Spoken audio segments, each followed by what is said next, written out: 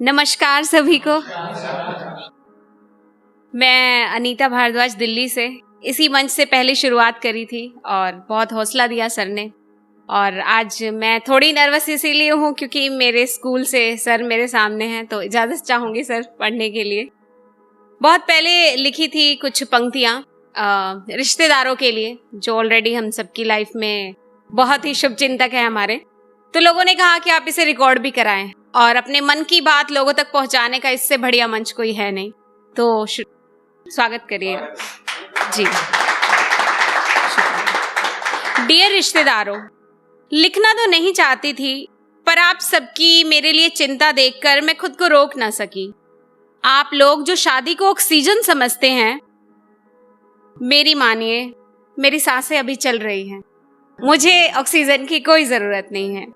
आप लोग रोज मुझसे मेरी पसंद की लिस्ट पूछकर फिर खुद को वास्को डी गामा बनाकर रोज जो नए नए लड़कों की लिस्ट ले आते हो, तो आज मैं तुम्हें बता दूं, मुझे कोई मजबूत कंधों वाला नहीं, मजबूत नाक वाला साथी चाहिए, जिसकी नाक मेरे हंसने, बोलने, लिखने, पढ़ने, नौकरी करने से कटे नहीं।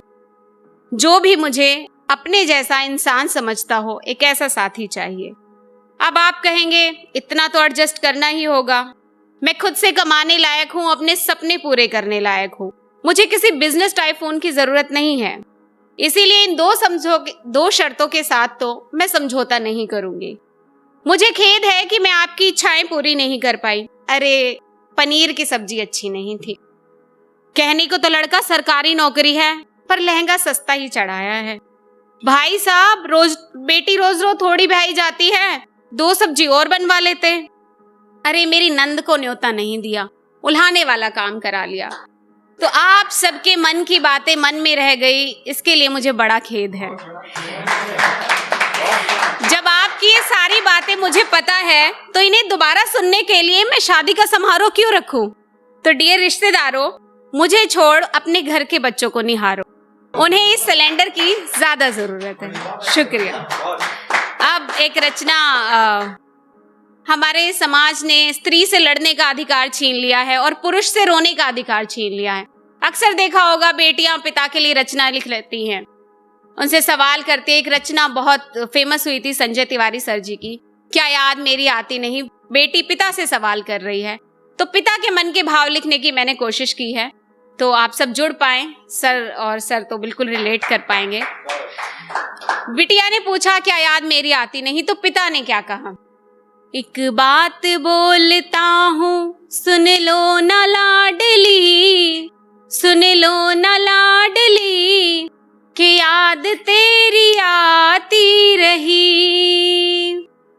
तू जो विदा हुई तो बहुत रोना आया था, अपने दिल को कैसे गाड़ी में बिठाया था।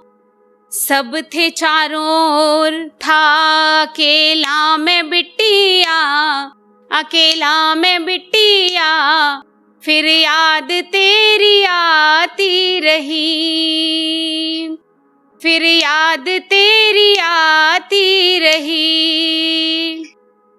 तूने घर का हर एक कोना सजाया था, बेटों से भी ज्यादा मेरा मान बढ़ाया था। तेरे सपने पूरे कर मैं कितना इतराया था। तेरी तस्वीर ने पूछा हाल जब मेरा, हाल जब मेरा, फिर याद तेरी आती रही, फिर याद तेरी आती रही। बिटिया के कमरे को बिटिया का रहने दो, मैंने कहा माँ से मुझे यहीं रहने दो। बिटिया की गुड़िया को भी आज कुछ तो कहने दो। गुड़िया गले लगाई तो रोना गया, रोना गया, फिर याद तेरी आती रही। पहले कहते थे कि बेटी मैं तुझे डोली में विदा कर रहा हूँ, वहां से अर्थी आनी चाहिए, तभी मुझे पता चलेगा कि मेरी परवरिश में कुछ दम है। आज का पिता ऐसा नहीं सोचता। उसने बेटे बेटी दोनों को बराबर प्यार दिया है, तो वो क्या कहता है अपनी बेटी को? बेटी हो कोई गम तो तू मुझे बुलाना, अपने पिता से न कोई बात छुपाना। बेटी हो कोई गम तो तू मुझे बुलाना, अपने पिता से न कोई बात छुपाना।